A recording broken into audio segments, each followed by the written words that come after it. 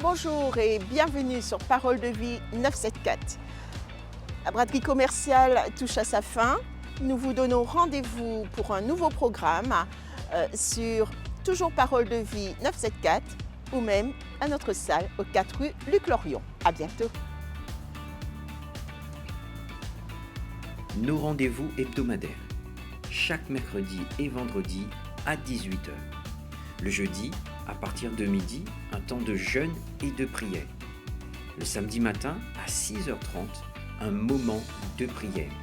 Et enfin, un moment de célébration chaque dimanche à partir de 8h30. La boutique Solidarité nous invite à soutenir une belle action sociale le mardi 20 mai. Et pour ce faire, elle aurait besoin de coiffeurs, maquilleurs pour animer un atelier bien-être auprès des plus démunis. Celui qui a pitié du pauvre prête à l'Éternel, qui lui rendra selon son œuvre. Proverbe 19, verset 17. Atelier fait main. Ce mercredi, nous remettent ça. À partir de 14h, Maryse vous propose un atelier fait main accompagné de personnes ayant un savoir-faire. Ouvert à tous et à toutes les générations, elle nous fait partager un moment de complicité avec des passionnés, des artistes à main de fée ou encore des talents en devenir. L'évangélisation de rue revient point de départ ici même. Puis Jésus leur dit « Allez dans le monde entier, proclamez la bonne nouvelle à toute la création. » Marc 16, verset 15. Soyez pleinement bénis.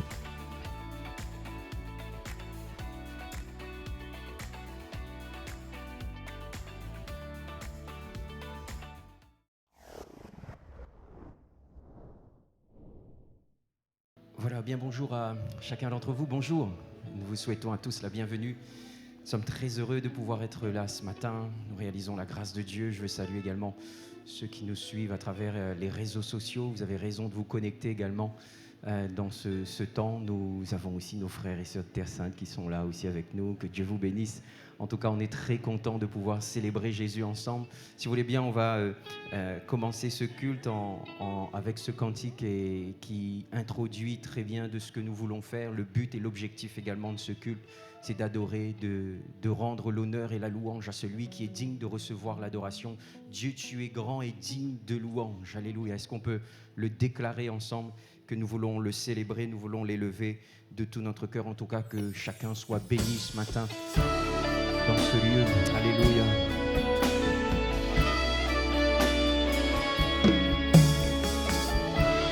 Est-ce qu'on pourrait se lever ensemble pour le chanter de manière respectueuse en réalisant? On y va. Dieu, tu es grand et digne de louange. Dans la cité de Dieu, la ville sainte, joie de toute la terre.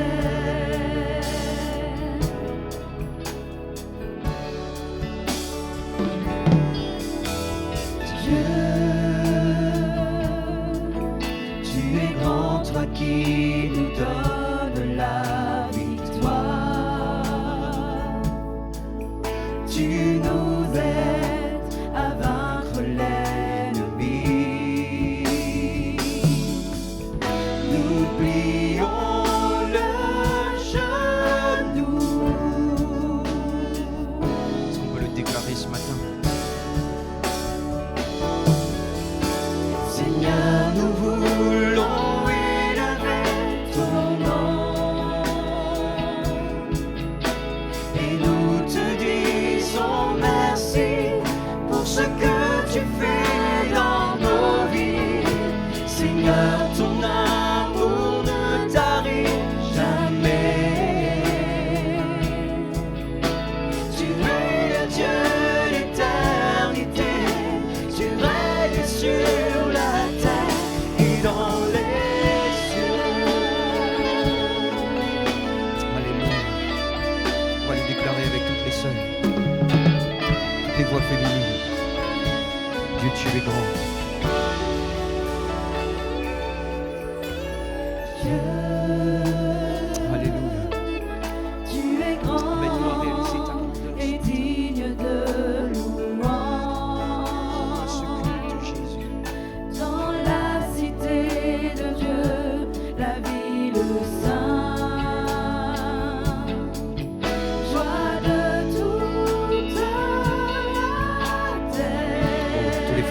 moi.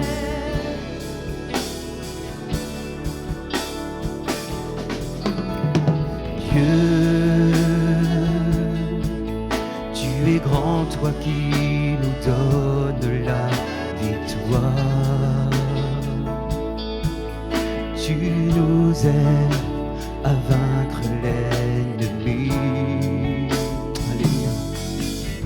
Nous plions le genou. Ensemble, de tout notre cœur. Seigneur, nous voulons élever ton nom et nous te disons merci pour ce que tu fais dans nos vies. Seigneur, ton amour ne tarit jamais. Tu es le Dieu d'éternité, tu règnes sur la terre. Seigneur, nous voulons élever ton nom et nous te disons merci pour ce que tu fais dans nos vies. Seigneur, ton amour ne tarit jamais. Tu es le Dieu d'éternité. Est-ce qu'on peut le déclarer encore une fois? Seigneur, nous voulons élever ton nom. Alléluia. Nous sommes venus ce matin pour t'adorer. Et nous te disons merci pour ce que tu fais dans nos vies. Seigneur, ton amour ne tarit jamais. Tu es le Dieu d'éternité, tu règnes sur la terre. Tu es le Dieu d'éternité, tu règnes sur la terre. Tu es le Dieu d'éternité, tu règnes sur la terre et dans les cieux.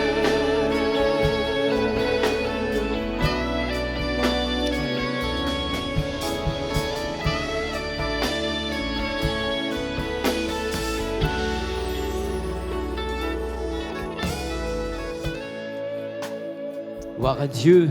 Voilà, bonjour frères et sœurs et chers amis. Très content de partager avec vous ce culte cette matinée. Nous croyons que Jésus est présent dans ce lieu par le Saint-Esprit et aussi présent dans nos cœurs étant donné que nous l'avons reçu déjà. Et notre vœu et notre désir, c'est que cette communion avec Dieu soit développée, entretenue et que nous puissions le connaître encore davantage pour ainsi mieux l'aimer et aussi mieux le servir. Alléluia. Je vous souhaite une bonne participation à tout ce programme.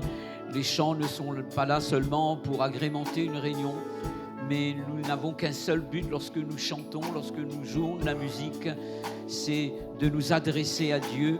Et nous croyons que nos chants, notre musique montent jusqu'au trône de Dieu et parfument son ciel. Il est question d'adorer Dieu, de le louer ce matin. Alléluia. Quels sont ceux qui veulent adorer Dieu alors que ces personnes s'expriment? Est-ce que vous croyez que Jésus est là et il est prêt à se manifester? La Bible dit que Dieu siège au milieu des louanges de son peuple. Et lorsque Dieu est là, les grâces de Dieu sont accordées, les bénédictions sont communiquées, les miracles ont lieu. Alléluia. Souhaitez à la personne qui est près de vous la bienvenue. Donc adressez votre salutation à cette personne. Dites à cette personne qu'elle a eu raison d'être là et apportez à cette personne un grand sourire. Alléluia. Que Dieu vous bénisse ensemble, que Dieu nous bénisse. J'aimerais saluer les internautes qui nous rejoignent sur YouTube ce matin. Nous voulons vous saluer, que Dieu vous bénisse. Soyez avec nous dans la joie et participons pleinement à ce culte. Alléluia. Est-ce que vous allez bien? Ça va? On est prêt à adorer Dieu. J'aimerais prier avec vous le Seigneur et nous laissons la place à toute l'équipe d'adoration pour nous entraîner dans la louange de Dieu. Alléluia. On bénit Dieu ensemble si vous voulez bien. Notre Père et notre Dieu, nous te sommes reconnaissants pour tes nombreux bienfaits à cause de Jésus et de son œuvre à la croix. Et ce matin, nos cœurs reconnaissants se prosternent devant toi pour t'adorer. Nous n'avons qu'un seul désir, comme ce chant nous le dit, c'est nous prosterner devant toi, exalter ton nom. Seigneur, nous avons été créés, recréés même, pour adorer le Dieu vivant et vrai, qui un jour nous a trouvés dans notre misère, dans notre péché, qui a su nous relever pour nous faire asseoir avec les grands de son royaume. Merci de ce que ta présence est si réelle au milieu de nous que nous ne pouvons pas douter une seule seconde de ta présence. Seigneur, viens visiter ton Église. Viens visiter toute personne désireuse de voir Dieu ce matin. Et Dieu se voit par Jésus dans la foi. Seigneur, manifeste-toi et agis dans ce lieu. Touche les cœurs brisés, relève la personne qui est accablée dans ce lieu sous le poids d'un fardeau. Nous prions pour que, Seigneur, un renouvellement soit accordé à ton Église. Seigneur, je prie pour que dans ce lieu des malades soient guéris. Nous prions pour qu'il y ait un renouvellement dans l'Esprit Saint, qu'il y ait des baptêmes dans le Saint-Esprit, quelques dons spirituels accordés à ton peuple. Seigneur, bénis une personne nouvelle, oui, désireuse de te connaître et se trouvant loin de toi. Tire cette personne à toi par des cordages d'amour et bénis la personne ou les personnes qui nous rejoignent sur les réseaux sociaux, dans leur maison, dans leur voiture, en stationnement quelque part. Seigneur, je prie pour que tu les bénisses. Ceux qui sont dans une cellule de prison, nous te prions de les visiter également. Seigneur, tu es vivant, à toi la gloire, dans le nom de Jésus. Amen. Amen. Que Dieu vous bénisse, mes frères et sœurs. On chante la gloire de Dieu avec nos amis. Alléluia. Voilà, bonjour à chacun, bonjour, j'espère que vous allez bien. On est très très content de se retrouver dans la présence de Dieu pour célébrer Jésus. J'espère que vous êtes prêts à célébrer Jésus avec nous, parce que nous sommes là pour offrir à Dieu un culte de louange et d'adoration. Et on veut le faire avec notre expression, on le fait à travers nos musiques, nos voix, nos chants. Alors sentons-nous libres ce matin de nous exprimer. Alléluia. Vous êtes avec moi? Gloire à Dieu, on va chanter de tout notre cœur Faria, Faria Maitanano, qui parle de joie, qui parle en tout cas de l'expression de notre joie. On va le chanter de tout notre cœur. On le fait ensemble. Alléluia.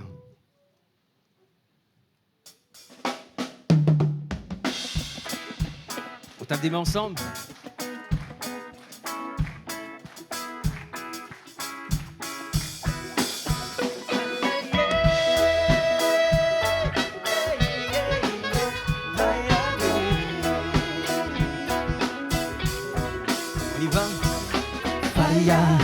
Faria, Faria, oh, Faria Maitana.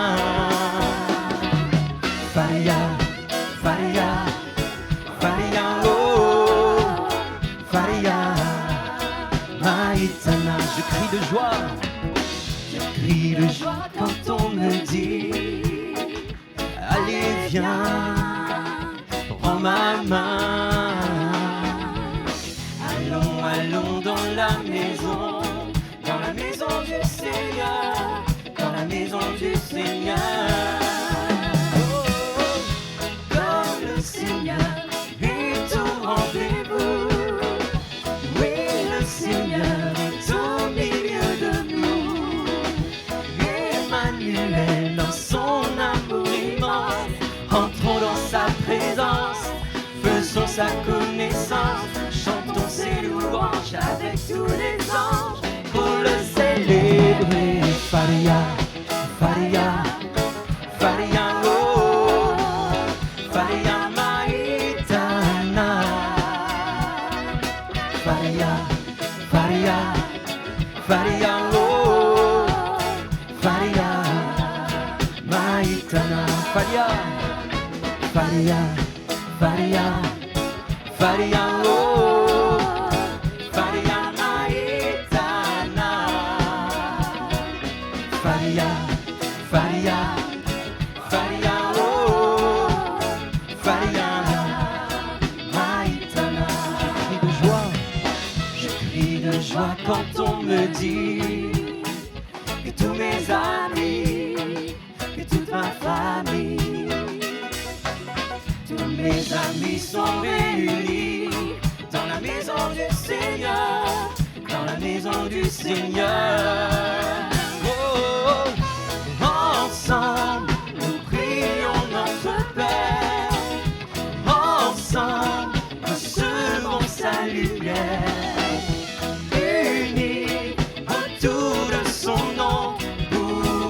recevoir ses dons, toutes ses bénédictions. J'ouvre grand mon cœur, j'accueille le Seigneur. C'est le bonheur. Faria, Faria, Faria, oh, Faria Maitana. Faria, Faria, Faria, oh, Faria Maitana. Faria, Faria, Faria, Faria, oh, Faria Maitana. Faria, Faria, Faria, oh, Faria Maitana. Avec nous.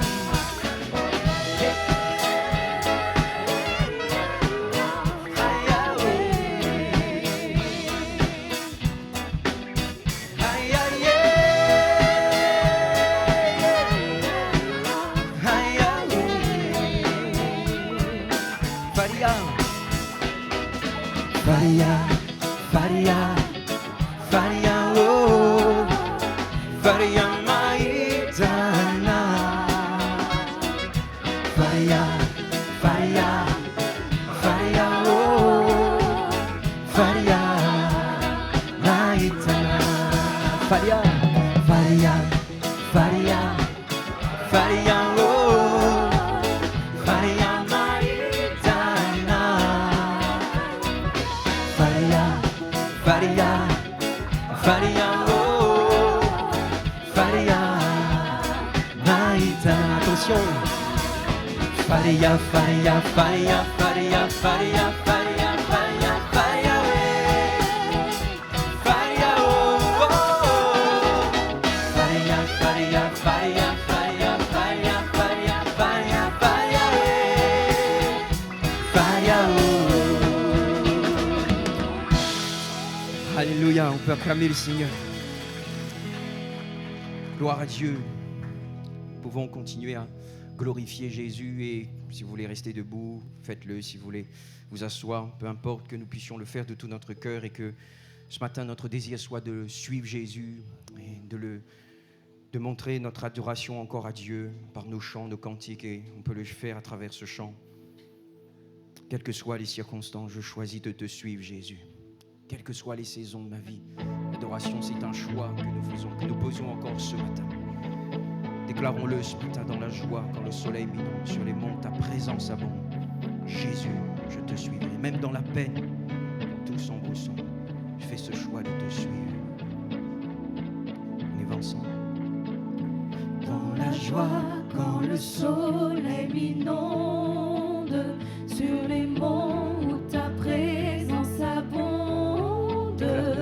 Oh. Quelles que soient les circonstances. Jésus, je te suivrai.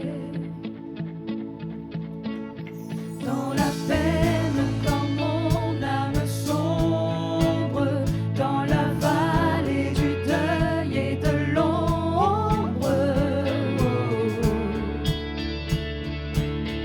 Jésus, je te suivrai.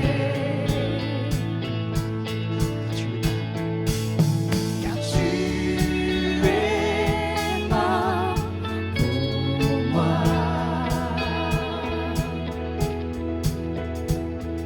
Je vivrai pour toi. Tu t'es offert sans rien garder. Tu as souffert pour me sauver.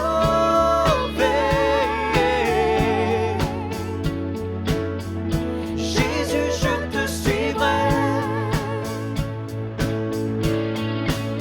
Je t'aimerai plus que la vie, te servirai malgré le prix. Oh. Jésus, je te suivrai. Confiant quand ma foi est profonde.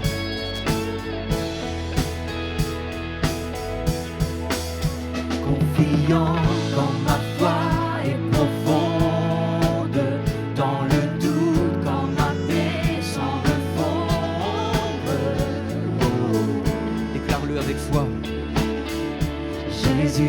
te suivrai. Oui, parce qu'il est mort pour moi. Tu es mort pour moi.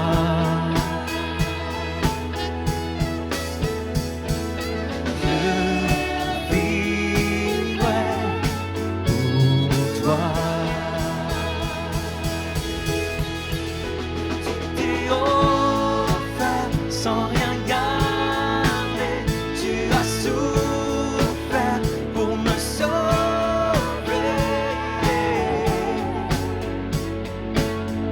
Jésus, je te suivrai.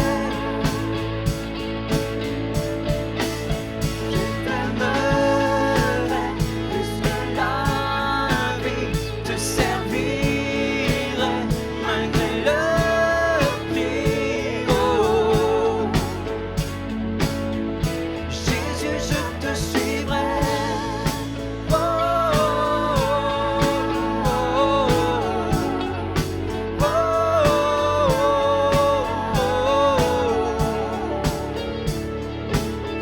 Jésus, je te suivrai.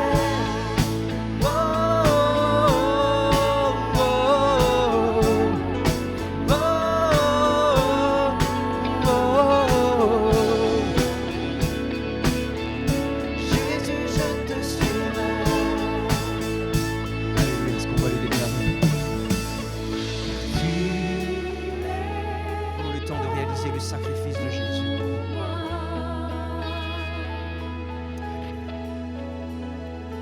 Tu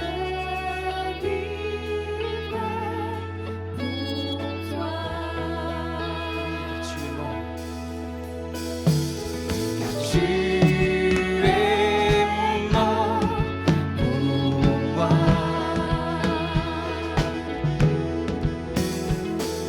Je vivrai pour toi. Tu t'es offert sans rien garder. Tu as souffert pour me sauver.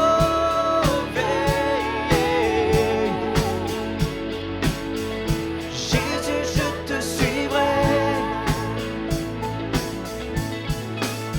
Je t'aimerai jusque la vie, te servirai malgré le prix. Oh, Jésus, je te suivrai. Oh,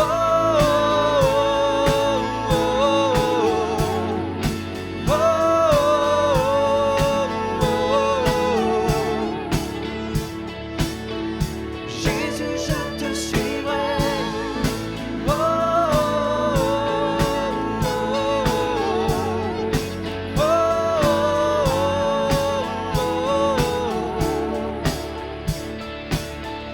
Jésus, je te suivrai.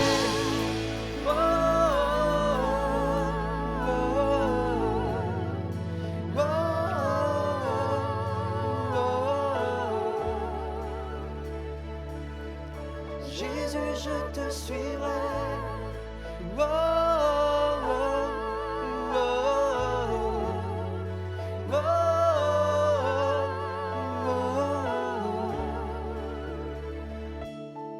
Jésus, je te suivrai. Alléluia. Gloire à Dieu. Oui, on peut déclarer Alléluia. On peut l'acclamer. Dans mon cœur, Seigneur, je veux te suivre, Seigneur, quelles que soient les circonstances, quelles que soient les saisons, quelles que soient les difficultés, les problèmes, Seigneur. Je veux faire ce choix de te suivre, Seigneur. Alléluia.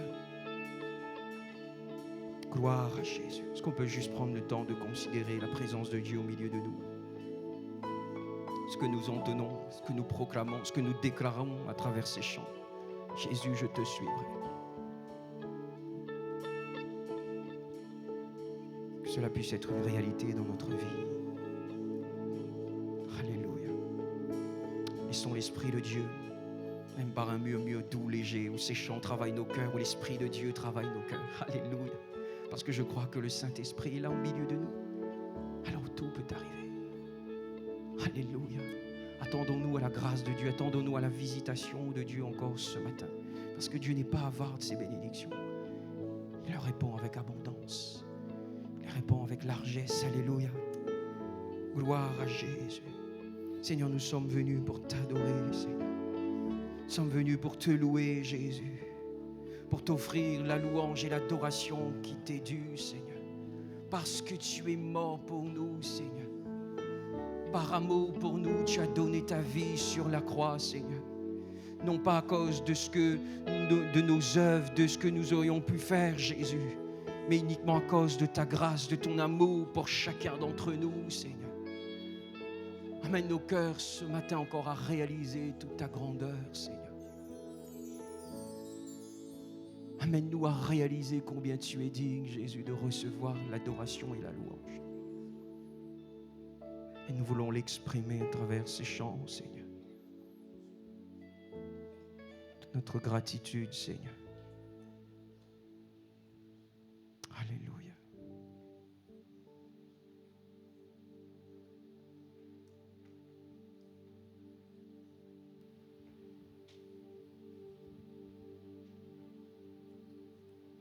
On va le déclarer à travers ce chant. Toute notre reconnaissance. Laissons ces chants, la musique, la mélodie, l'Esprit de Dieu nous amener à centrer notre attention sur lui. Comment exprimer toute ma gratitude? Je n'ai pas les mots et rien de nouveau. Je pourrais chanter des milliers de fois le chant terminé, tu seras toujours là. Alors j'élève mes mains pour t'adorer encore et encore.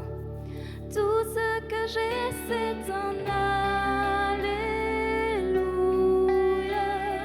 alléluia. Je n'ai rien trouvé qui soit digne de ta majesté.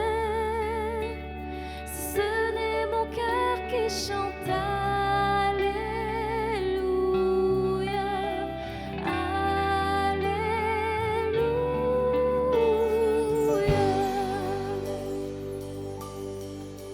Ce que je désire, ma seule volonté, c'est d'être à tes pieds. Je veux t'adorer. Alors j'élève mes mains pour t'adorer encore et encore. Tout ce que j'ai, c'est un alléluia, alléluia. Je n'ai rien trouvé qui soit digne de ta majesté. Si ce n'est mon cœur qui chante alléluia,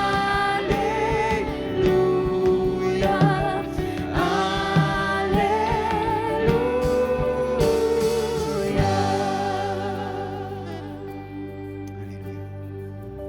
On va faire comme David ce matin, s'adresser à notre âme en lui disant ces paroles avec vérité.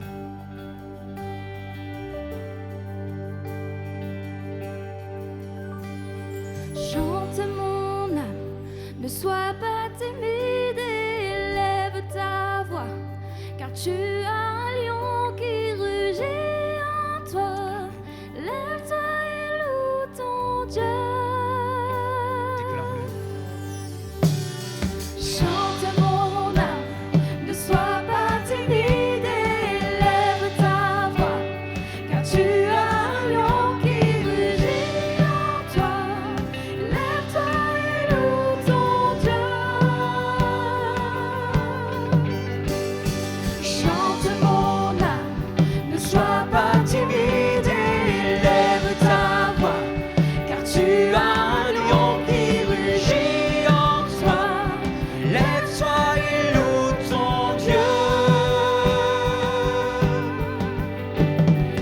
chante mon âme, ne sois pas timide, élève ta voix, car tu as un lion qui rugit en toi.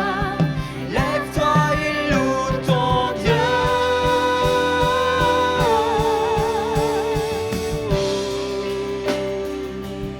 Seigneur, nous t'adorons, nous élevons nos voix pour te glorifier encore ce matin. Nous voulons par nos mains t'adorer, Seigneur, te dire notre reconnaissance, Jésus, parce que tu es digne de recevoir l'adoration. Seigneur, à personne d'autre soit la gloire. Les mots nous manquent, Seigneur, ce matin, pour te dire notre reconnaissance. Et nous voulons, Seigneur, par ce chant, t'élever, Jésus, élever nos cœurs vers toi, élever nos mains vers toi, le déclarer, alléluia. Nous le chantons. Alors j'élève mes mains pour t'adorer encore et encore. Tout ce que j'ai, c'est un alléluia. Alléluia.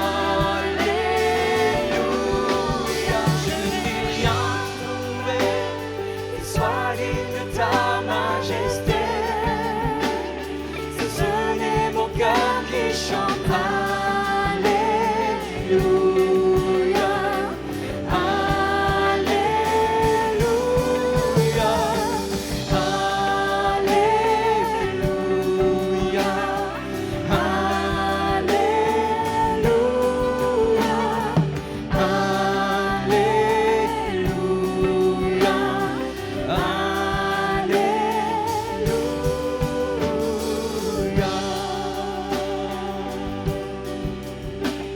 Reçois l'adoration, Jésus. Reçois le front de nos lèvres qui confessent ton merveilleux nom. Reçois l'adoration, Jésus. Alors j'élève mes mains pour t'adorer encore et encore. Tout ce que j'ai, c'est un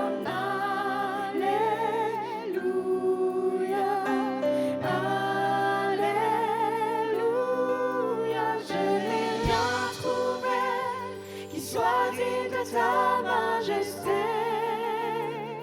Si ce n'est mon cœur qui chante alléluia,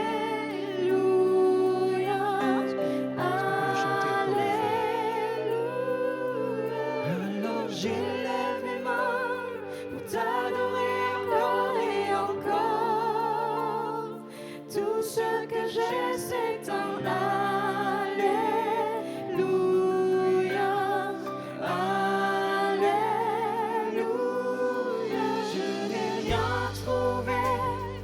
sois digne de ta majesté.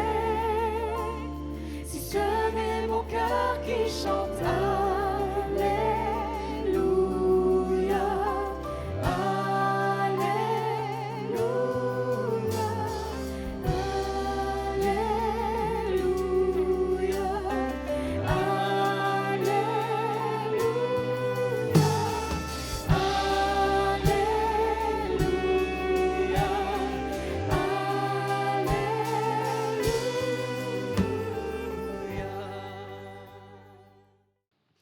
On va ouvrir la Bible ensemble, si vous voulez bien, dans l'épître de Jacques.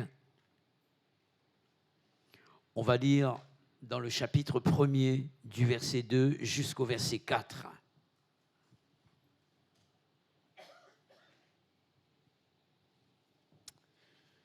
Voici ce que dit l'auteur inspiré par l'Esprit de Dieu.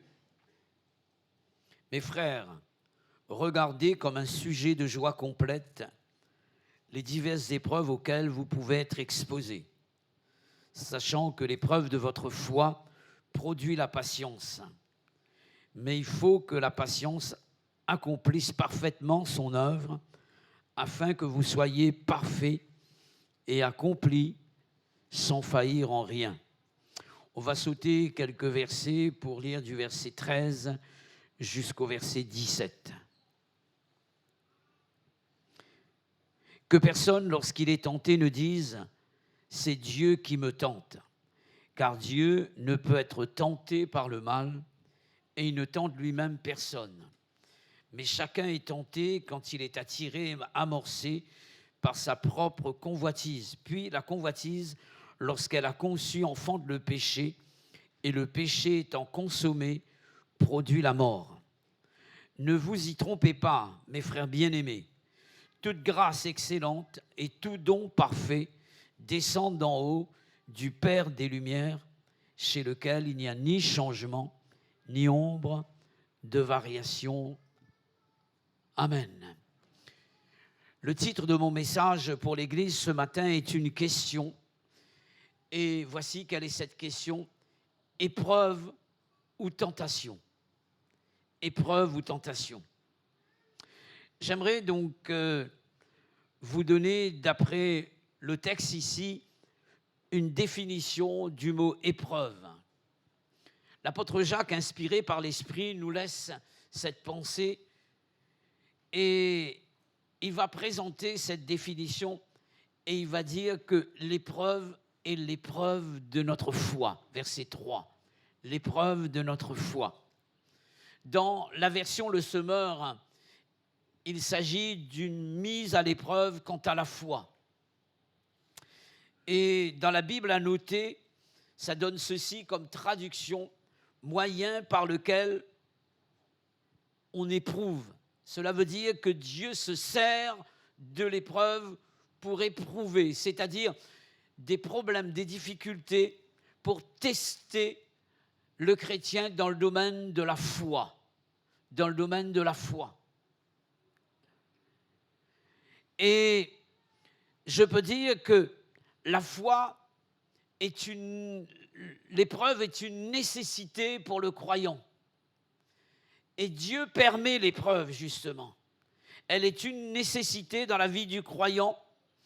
Et on va voir pour quelle raison. Parce qu'elle permet à la personne de jauger le niveau de sa foi. Et vous avez remarqué que les médecins, lorsque ils consultent ils auscultent les enfants, donc il y a ce qu'on appelle la toise, d'accord ? Pour voir si l'enfant a grandi. Il y a des courbes également, d'après l'âge de l'enfant, pour voir si l'enfant est dans les normes par rapport à sa croissance physique. Et nous sommes capables d'observer la croissance physique de nos enfants. Et on est pressé que nos enfants grandissent, n'est-ce pas?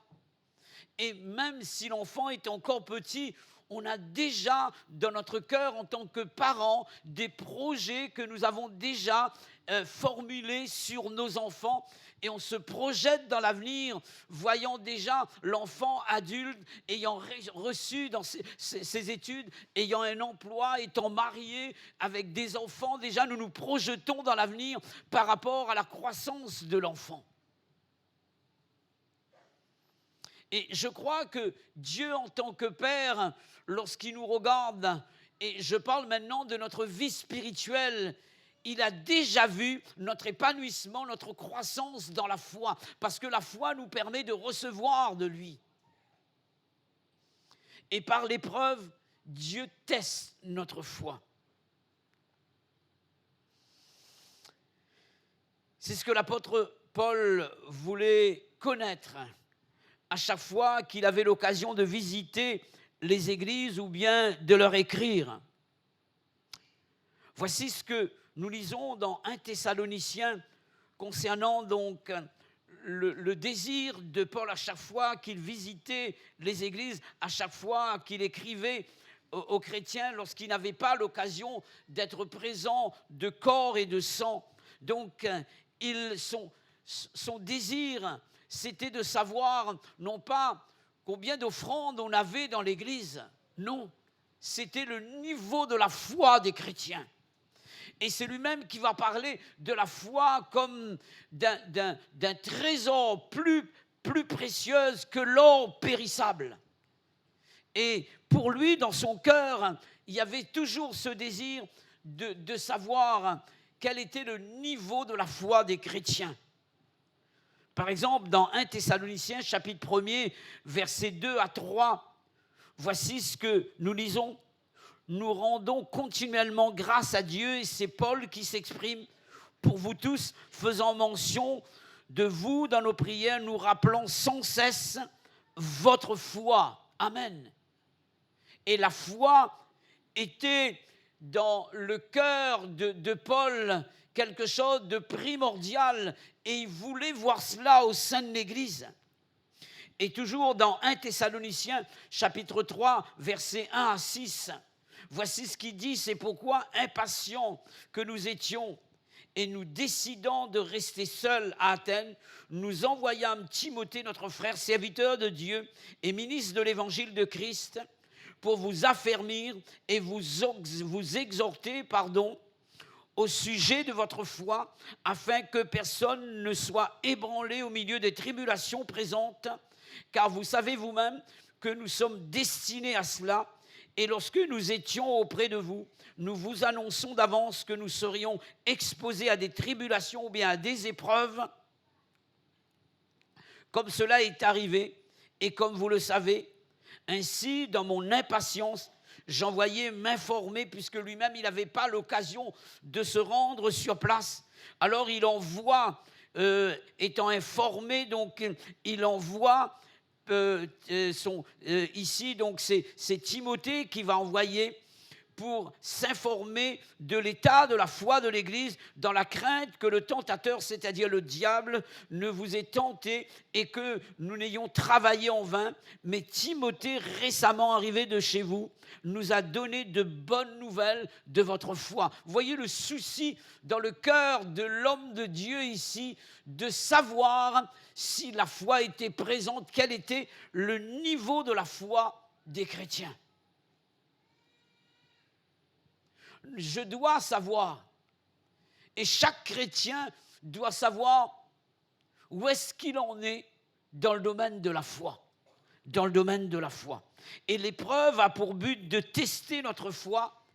Elle est donc nécessaire. On peut dire que l'épreuve est un thermomètre spirituel. C'est l'instrument utilisé par Dieu pour mesurer notre température spirituelle.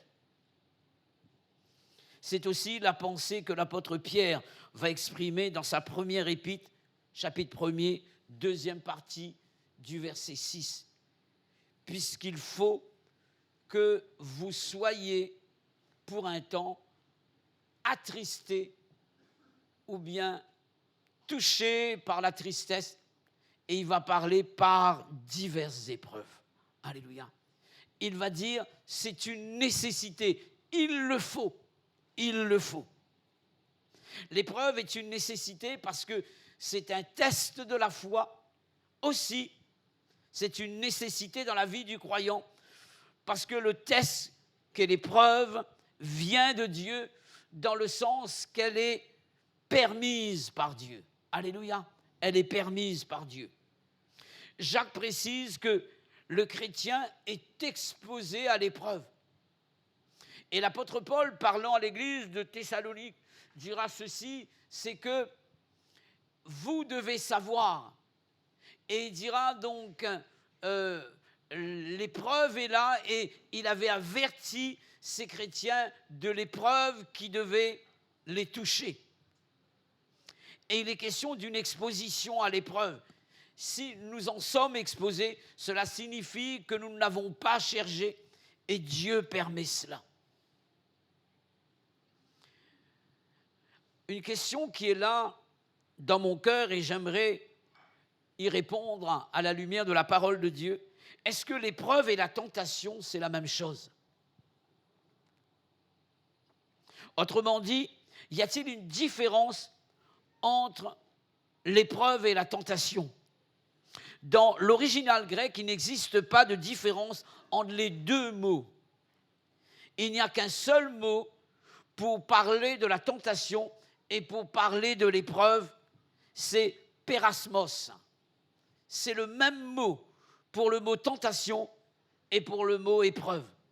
Même dans la version seconde, on comprend que les deux mots veulent dire la même chose. Si on lit les versets 2 et 3, c'est le mot épreuve qui a été utilisé par l'apôtre Jacques. Et je reprends ces deux versets. Mes frères, regardez comme un sujet de joie complète les diverses épreuves auxquelles vous pourriez être exposés, sachant que l'épreuve de votre foi produit la patience. En 2 fois, il va parler du même mot, le mot épreuve. D'accord? Et alors que dans le verset 12, on va le lire, si vous voulez bien, toujours dans Jacques chapitre 1er, il dit ceci: heureux l'homme qui supporte patiemment la tentation, car après avoir été éprouvé, il recevra la couronne de vie que le Seigneur a promise à ceux qui l'aiment. Au départ, dans la phrase, il va parler du mot tentation. Et juste après, il va utiliser le verbe éprouver. Et je peux donc, sans me tromper, présenter cette phrase de cette manière. Heureux l'homme qui supporte patiemment l'épreuve, car après avoir été éprouvé, il recevra la couronne de vie que le Seigneur a promise à ceux qui l'aiment. C'est la même chose. À un moment donné, il présente le mot tentation et juste après, à la place du mot tentation, il utilise le verbe éprouver. Cela veut dire, mes frères et sœurs, en bon français, que c'est la même chose. C'est la même chose. J'aimerais aller plus loin avec vous pour vous donner l'explication de ces 2 mots. 1 Corinthiens, chapitre 10, verset 13.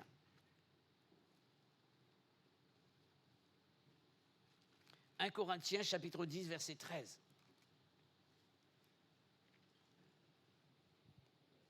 Nous faisons un peu de grammaire, un peu d'études de texte également, d'accord? Aucune tentation ne vous est survenue qui n'ait été humaine. Et Dieu, qui est fidèle, ne permettra pas que vous soyez tentés au-delà de vos forces. Et avec la tentation, il préparera aussi le moyen de s'en sortir afin que vous puissiez la supporter. Ici, l'apôtre Paul va utiliser le mot tentation. Et là encore, je peux remplacer ce mot tentation ou bien le verbe tenter par le mot épreuve ou le verbe éprouver. Aucune épreuve ne vous est survenue qui n'ait été humaine, et Dieu qui est fidèle ne permettra pas que vous soyez éprouvés au-delà de vos forces, mais avec l'épreuve, il prépare aussi le moyen d'en sortir afin que vous puissiez la supporter. Vous êtes d'accord avec cela? Si quelqu'un n'est pas d'accord, qu'il lève sa main et qui me donne son explication. Tout le monde est d'accord avec cela? On parle en français, d'accord? Et on est en train de dire que ces 2 mots, d'après la Bible, veulent dire la même chose. Alors, concrètement, c'est quoi l'épreuve? C'est quoi l'épreuve? C'est quoi la tentation? Dans le chant que nous venons de chanter, et je pense qu'il y a une inspiration également dans le choix des chants. Dans ce chant, il est parlé d'une liste d'épreuves et de tentations. Et j'aimerais donc, ce n'est pas une liste exhaustive, j'aimerais ajouter d'autres mots, d'autres verbes peut-être, pour vous parler de ce que c'est l'épreuve et la tentation. Ce sont les souffrances, les problèmes, les soucis, la peur, la crainte, le stress, la dépression, les tribulations, les persécutions, les maladies, toute forme d'opposition, de piège venant de l'ennemi contre notre vie, contre notre réussite, contre notre projet, contre nos progrès, le péché de quelque forme que ce soit. Et ce n'est pas une liste exhaustive, on est en train de parler d'épreuves et de tentations. Est-ce que quelqu'un, en tant que chrétien, peut dire, pasteur, depuis que j'ai donné mon cœur au Seigneur, ces problèmes-là, je ne les ai plus rencontrés du tout. Que cette personne se lève, s'il te plaît. Vous êtes comme moi. Vous êtes comme la Bible dit. Nous sommes encore dans un corps de chair et de sang. Et l'ennemi est toujours présent, le diable est toujours présent et il agit encore. Mais la différence entre nous et ceux qui ne connaissent point Dieu, c'est que Dieu est avec nous, alléluia, dans l'épreuve, dans les tentations, dans les difficultés, dans les problèmes, dans les soucis, dans la maladie, il est avec nous, alléluia. Et c'est cela qui m'encourage ce matin. C'est la raison pour laquelle l'apôtre Jacques, ainsi que l'apôtre Pierre, nous parlent de la diversité d'épreuves ou de tentations. Jacques dit ceci, chapitre 1er, verset 2. « Regardez comme un sujet de joie complète les diverses épreuves auxquelles vous pourriez être exposés. » Et l'apôtre Pierre, chapitre 1er, deuxième partie du verset 6, dit ceci, « Il faut que vous soyez attristés pour un peu de temps par diverses épreuves. » On ne subit pas les mêmes épreuves tous les jours, c'est varié. Et la Bible dit ceci, « Si tu marches avec des piétons et qu'ils te fatiguent, comment pourras-tu lutter avec les chevaux ?» Et voyez que l'épreuve n'est pas la même. On marche avec les piétons et on court. Et comment on court avec les piétons également? Cela veut dire qu'on a progressé. Et la Bible parle des chevaux cette fois-ci. Un cheval court plus qu'un homme, plus vite qu'un homme, n'est-ce pas? L'épreuve est plus grande maintenant et il n'est plus question de courir ou de marcher, il est question de lutter cette fois-ci. Comment allons-nous grandir si nous voulons slalomer entre les épreuves, éviter les problèmes, éviter les difficultés, alors que dans ces moments-là, Dieu est en train de tester notre foi, de nous former, de nous façonner. Et le but, c'est que nous puissions ressembler à Christ. Et parfois, nous prions, « Seigneur, je veux être comme toi. » Et lorsque l'épreuve arrive, on fuit. Et jamais le caractère de Christ, ses sentiments, sa vie, sa nature sera développée en nous.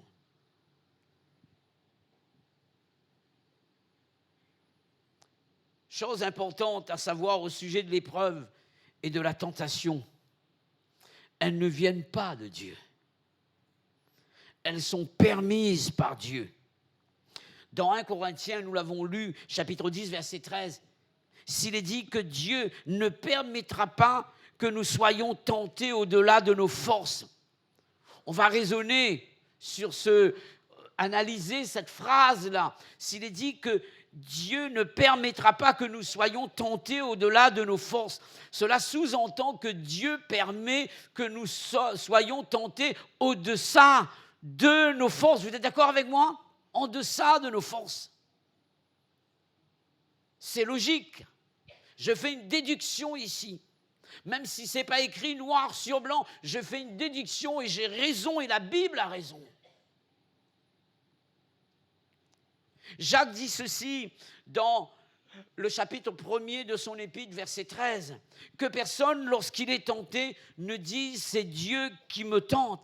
Car Dieu ne peut être tenté par le mal et il ne tente lui-même personne. Donc nous réalisons que l'épreuve et la tentation ne viennent pas de Dieu. Et la Bible est claire là. C'est plutôt le contraire en ce qui concerne la personne de Dieu. Et nous l'avons lu du chapitre 1er même, du verset 16 et 17.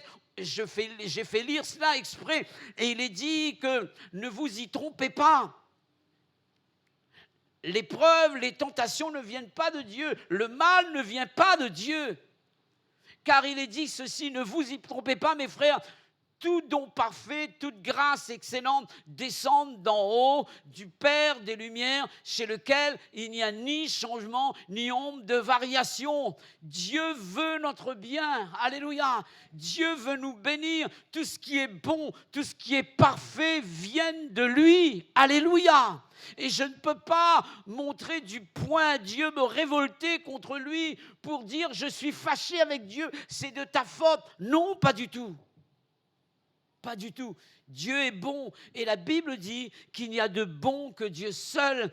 Et la Bible compare Dieu à un père qui est capable de donner de bonnes choses à ceux qui le lui demandent. Non seulement qu'il donne de bonnes choses, mais il se donne lui-même. Il donne le Saint-Esprit. Il donne Jésus. Alléluia.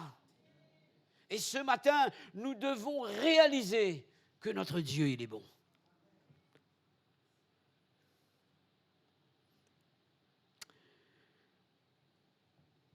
La tentation et l'épreuve viennent du diable. Vous êtes d'accord avec cela? Puisque le mal vient de lui. On l'appelle le tentateur.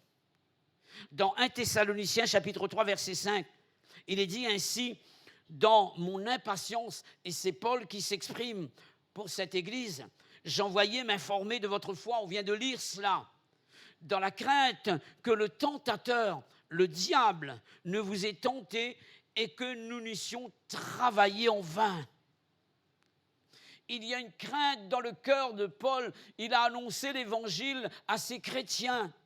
Mais il a peur par rapport aux tribulations, aux épreuves, au lieu que l'épreuve serve à la gloire de Dieu, que le tentateur détourne l'épreuve pour que les chrétiens abandonnent la foi et se tournent contre Dieu. Concernant Jésus, Luc dira ceci. Jésus fut conduit par l'Esprit dans le désert, où il fut tenté par le diable pendant 40 jours. Et au verset 13, chapitre 4 de Luc, il est dit après l'avoir tenté de toutes ses manières. Ce n'est pas le Père qui a tenté Jésus, le Fils. C'est le diable. Là encore, il est fait mention de la diversité de tentations. Et il est dit, après l'avoir tenté de toutes ses manières. On voit toute forme de tentation que le diable a présentée à Jésus. Mais Jésus n'a pas succombé à la tentation. Il est sorti vainqueur, différent d'Adam. Le deuxième Adam, le second Adam, est plus fort que le premier Adam. Et nous avons le second Adam, nous, le deuxième Adam, ou bien le dernier Adam.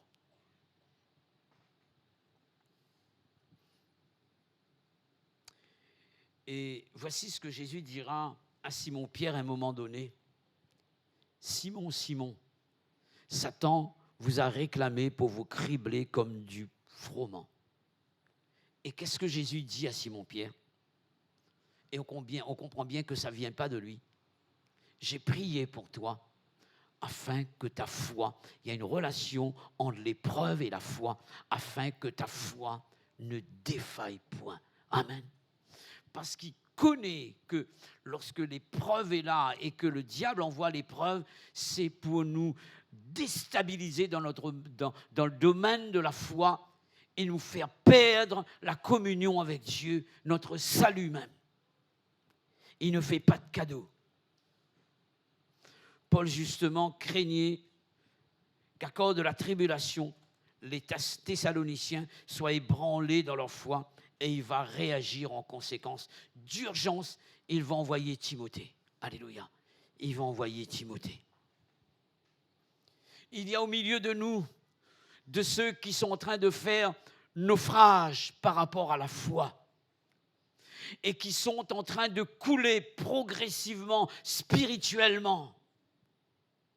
Parce que vous n'avez pas compris ce que c'est que l'épreuve et quels sont les buts de l'épreuve. Et certains au milieu de nous vivent des difficultés et à cause de cela, ils sont en train de sombrer. Et ce matin, ce message est là pour permettre à certains de relever la tête, de bomber le torse et d'avancer avec le Christ. Alléluia. D'avancer avec le Christ. Que Dieu soit béni.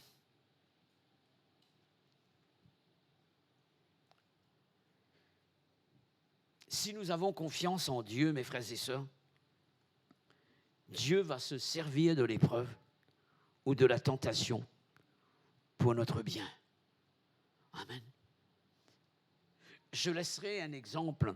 On va lire dans Philippiens, chapitre 1, versets 12 à 14, s'il vous plaît.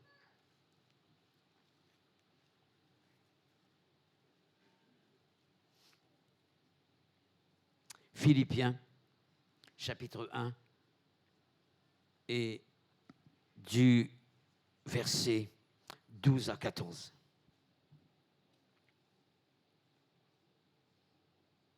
Voici ce que dira l'apôtre Paul. « Je veux que vous sachiez, frères, que ce qui m'est arrivé a plutôt contribué au progrès de l'Évangile. » Qu'est-ce qui est arrivé à Paul? En effet, dans tout le prétoire et partout ailleurs, nul n'ignore que c'est pour Christ que je suis dans les liens. Paul a été fait prisonnier à cause de sa foi. Et c'est une épreuve pour lui. Et la plupart des frères dans le Seigneur, encouragés par mes liens, ont plus d'assurance pour annoncer sans crainte la parole de Dieu. Alléluia. Paul est en train de dire la situation dans laquelle il est prisonnier. Il dit que cette situation, cette épreuve, au lieu de le faire tomber, il est dit, a plutôt contribué au progrès de l'Évangile. Alléluia. Et savez-vous ce qui s'est passé dans ce temps d'épreuve qu'a connu Paul emprisonné à Rome? Il a écrit les épîtres qu'on a appelées les épîtres de la captivité. Si je peux lire dans Philippiens ce matin, c'est parce que Paul a connu la prison. Sinon, cette épître n'existerait pas. L'épître de Paul à Philémon également, ça a été écrit en prison.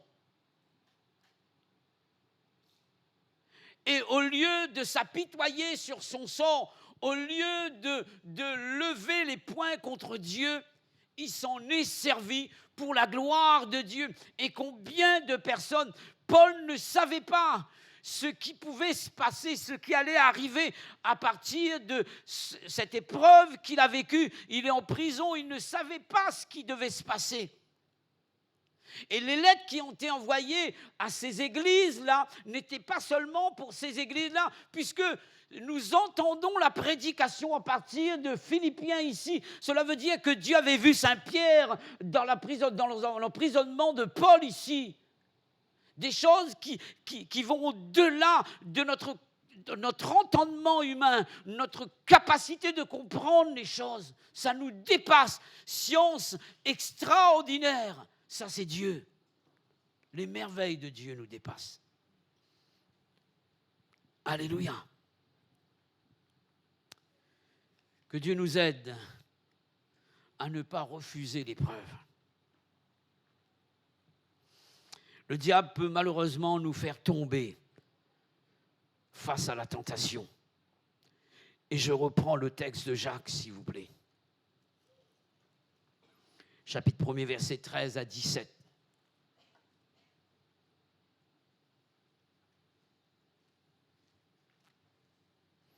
Que personne, lorsqu'il est tenté, ne dise « c'est Dieu qui me tente ». Car Dieu ne peut être tenté par le mal et il ne tente lui-même personne. Mais chacun est tenté quand il est amorcé, attiré, amorcé par sa propre convoitise. Puis la convoitise, lorsqu'elle a conçu, enfante le péché, et le péché étant consommé, produit la mort. En fait, le diable nous envoie des problèmes et nous propose le péché, toutes sortes de dérèglements pour nous faire tomber. Alors que Dieu veut s'en servir pour nous relever. Alléluia. Pour nous relever. Et c'est avec raison que l'apôtre Paul a pu dire ceci, que toute chose concourt au bien de ceux qui aiment Dieu. Frère, tu vois le problème que tu es en train de vivre là en ce moment. Sœur, tu vois la situation dans laquelle tu te trouves là. Dieu a permis cela pour que tu vois sa gloire. Mais maintenant, la question est celle-ci. Quel est ton regard sur l'épreuve? Comment considères-tu l'épreuve? C'est pourquoi l'apôtre Jacques dira ceci, et ce sera mon deuxième point. Mes frères, regardez comme un sujet de joie complète les diverses épreuves. Comment considérons-nous l'épreuve? Et j'aime bien cela. L'apôtre Paul va utiliser ce mot, sachant que l'épreuve, et nous devons savoir. Et l'apôtre Paul dira ceci également, il dira, en ce qui concerne les problèmes que nous pourrions avoir, puisqu'il va dire, toute chose concourt au bien de ceux qui aiment Dieu. Il dira ceci, vous savez, mes frères, que toute chose concourt au bien de ceux qui aiment Dieu. Si quelqu'un ne le sait pas, il doit le savoir ce matin. Alléluia. Que le problème n'est pas là pour te faire tomber. Et tu as besoin du discernement. Tu as besoin de comprendre les choses de Dieu. Et combien de personnes ont abandonné l'Église lorsque l'épreuve est venue, lorsque les problèmes ont été là. Et Jésus a posé la question suivante à ses disciples. Et vous-même, est-ce que vous ne voulez pas vous en aller? Lorsqu'il a présenté la note, la facture. Et à l'apôtre Paul, il dira, tu dois savoir, hein, oui, les choses que tu dois souffrir à cause de mon nom. À cause de mon nom. Et la Bible dit que Jésus a appris l'obéissance par les choses qu'il a souffert. Jésus n'est pas tombé, il a appris. C'est avec raison que Nelson Mandela pouvait dire ceci. Je ne perds jamais. Je gagne ou j'apprends. Amen. Et l'épreuve nous permet de ne pas nous perdre, mais d'apprendre avec Dieu. Alléluia. D'apprendre avec Dieu. Je peux parler de l'école de la souffrance. La souffrance est une école et on apprend dans la souffrance.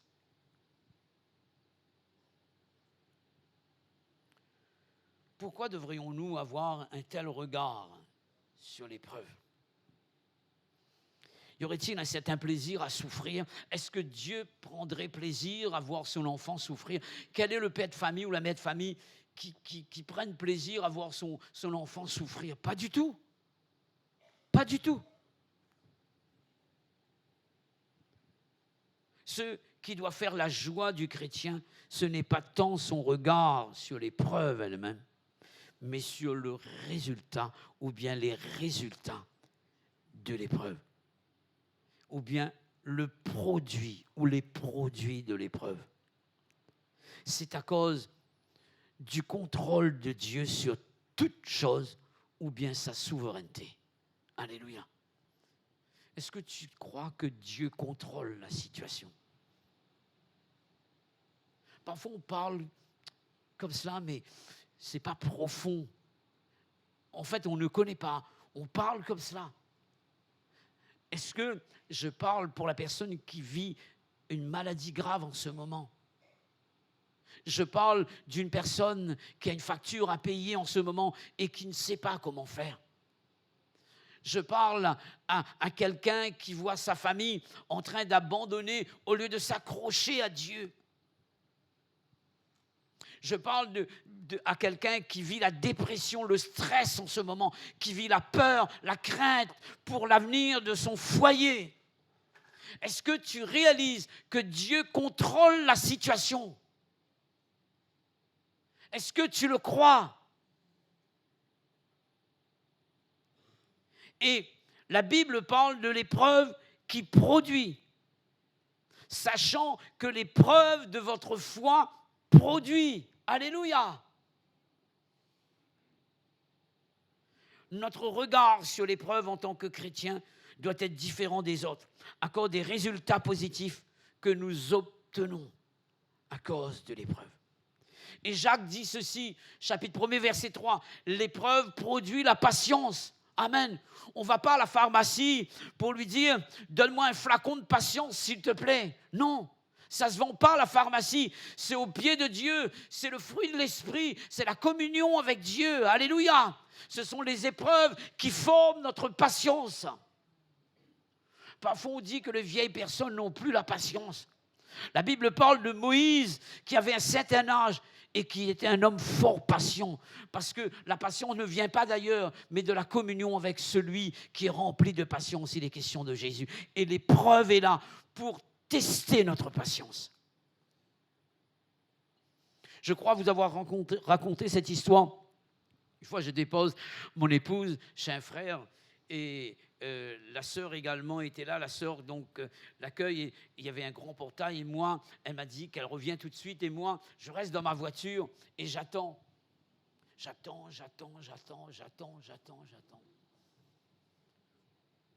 Et ensuite, la sœur sort avec mon épouse. Elle me dit bonjour, je lui dis bonjour. Elle me dit, mais t'es un homme fort patient, toi. Je dis pas du tout. Je dis, mais comment ça se fait que vous n'avez pas klaxonné, vous n'êtes pas venu voir votre épouse? Je dis, j'ai pas de klaxon sur ma voiture. Et vous n'êtes pas venu. J'ai vu le gros chien, je ne suis pas entré. Et moi, on me voyait comme quelqu'un de rempli de patience. Ensuite, je suis en train de vous dire, la patience ne vient pas en dehors de Dieu. Et ce sont les épreuves qui sont là pour tester notre patience. L'épreuve produit la patience. Et la Bible dit ceci, c'est extraordinaire, hein, comment les choses se développent ici. Dans le verset 4, toujours de Jacques chapitre 1er, il est dit ceci, mais il faut que la patience, l'épreuve produit la patience produit, alléluia, il faut que la patience accomplisse parfaitement son œuvre, alléluia. Dans quel but? Afin que vous soyez parfaits, alléluia. Qui c'est qui est parfait? C'est Jésus. Et Dieu travaille à cela par l'épreuve, afin que vous, il est question de la patience, de la perfection. Et dans d'autres versions, il est dit, afin que tu deviennes adulte, mature. Ensuite, accompli. Et l'expression accompli veut dire complet. Dans d'autres versions, il est dit complet. Et le mot, je ne me trompe pas, et vous connaissez, on peut parler de complétude. Et qu'est-ce que c'est que le mot complétude? C'est quoi? C'est une situation, un sentiment de satisfaction. Et ça me fait penser à Dieu. Lorsque il arrive le 6e jour, il regarde son œuvre et il est satisfait de son œuvre et il dit tout est très bon. Alléluia. Un sentiment de satisfaction. Et un vieux cantique dit ceci, je suis satisfait en Jésus. Alléluia. Je n'ai pas besoin d'aller chercher ailleurs. Je suis satisfait en Jésus.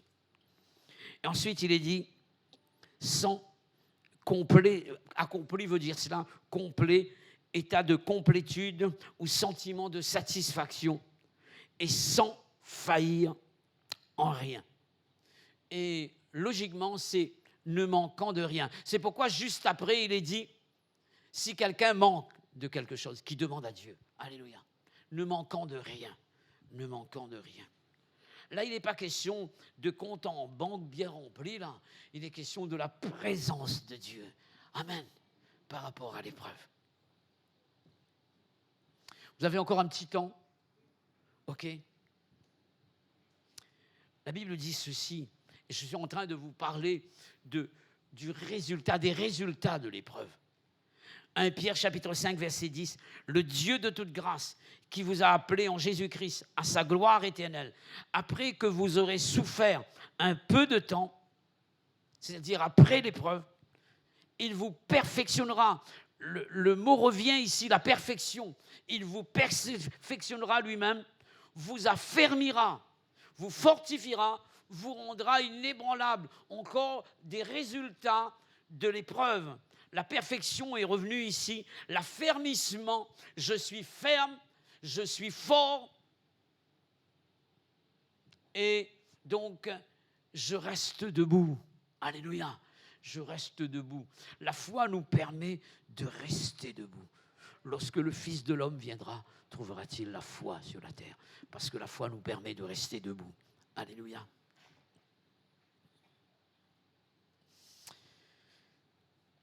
On doit avoir un regard différent sur l'épreuve parce que l'épreuve produit. Et je termine. Un regard différent sur l'épreuve accorde des limites fixées par Dieu à nos épreuves. Premièrement, sa durée. Il est dit dans 1 Pierre, chapitre 1, verset 6, deuxième partie, « Il faut que vous soyez attristés pour un peu de temps par diverses épreuves. » Et dans 1 Pierre, chapitre 5, verset 10, « Après que vous aurez souffert un peu de temps. » Amen. Un peu de temps. Donc on voit bien ici que l'épreuve ne va pas durer. Il y a un temps où l'épreuve s'arrête. Alléluia. Et tu dois voir le bout du tunnel et tu dois le dire. Ça va s'arrêter à un moment donné. Ça va s'arrêter. Parce que Dieu, il est là. Dieu, il est là. Voilà pourquoi nous devons avoir un regard différent sur l'épreuve. Parce que ça ne va pas durer éternellement, l'épreuve. Et deuxièmement, je parle des limites fixées par Dieu dans le temps et dans son intensité, l'intensité de l'épreuve. Nous avons lu ensemble dans 1 Corinthiens chapitre 10, verset 13, « Aucune tentation ne vous est survenue qui n'ait été humaine, et Dieu qui est fidèle ne permettra pas que vous soyez tentés au-delà de vos forces, mais avec la tentation, il préparera aussi le moyen d'en sortir, afin que vous puissiez la supporter. » Amen. La fin arrivée de dire, mais on ne peut plus. Non, tu peux encore. Si Dieu a permis, ça veut dire que tu n'es pas arrivé au bout de tes forces, là. D'accord? Tu peux encore. C'est ce que la Bible dit. Dieu ne peut pas nous tenter, ne peut pas permettre la tentation au-delà de nos forces. Et il a préparé également le moyen pour que nous puissions nous en sortir. C'est ce que nous voyons chez Job. Dieu dira à Job, je te donne des limites. Tu peux toucher à tous ces biens. Il ne va pas me renier. Je connais mon serviteur. Est-ce que Dieu peut dire, je connais mon serviteur, je te connais en ce qui concerne ta foi, ton attachement à sa personne. On peut dire qu'il a misé sur Job. Il connaissait son serviteur. Il dit, tu peux toucher à ses biens. Il ne va pas m'abandonner. Je le connais. Est-ce que Dieu peut toucher à tes biens? Ah non, Seigneur. Touche tout, surtout pas ça. Job dira, c'est pas grave. Il a donné, il a repris. Et Satan va revenir. Ben c'est normal. Ben d'accord pour ses biens, mais touche à son corps maintenant. Je suis sûr qu'il va te maudire en face. Et sa femme va lui dire, maudit Dieu, ben, c'est ce que le diable a dit. En fait, Dieu connaît son serviteur. Il a tout perdu. Il a été touché dans le domaine de la santé. Cet homme est resté intègre et droit devant Dieu. Est-ce qu'il y a au milieu de nous des hommes et des femmes de Dieu à la trempe de Job? Est-ce que ça existe encore, cette catégorie de personnes? Est-ce que c'est une denrée rare au milieu de l'Église?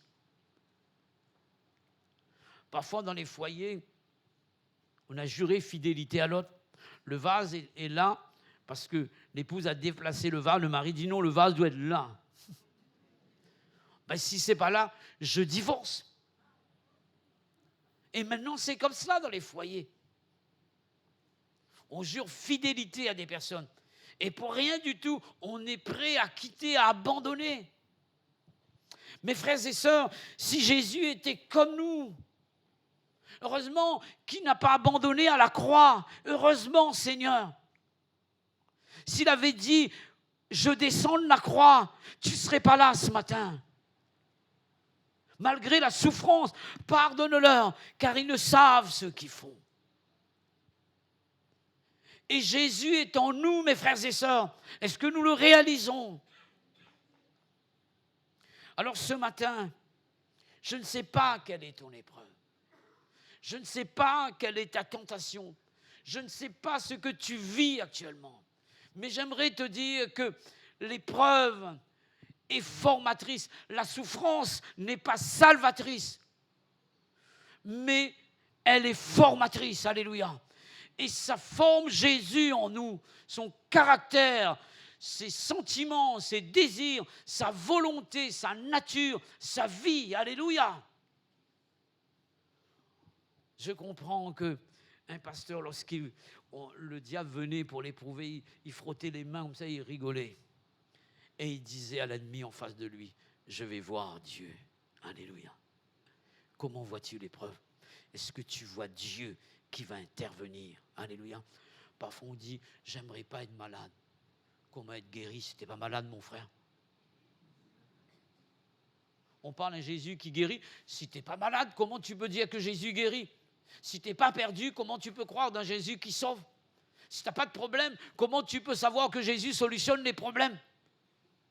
Parfois, quand on voit, comment il s'appelle, Daniel dans la fosse au lion, nous on est à l'extérieur, on dit, Seigneur, tu délivres les hommes de la fosse au lion. Est-ce que tu veux être dans la fosse, toi? Pour être délivré de la gueule des lions, il faut être dans la fosse au lion.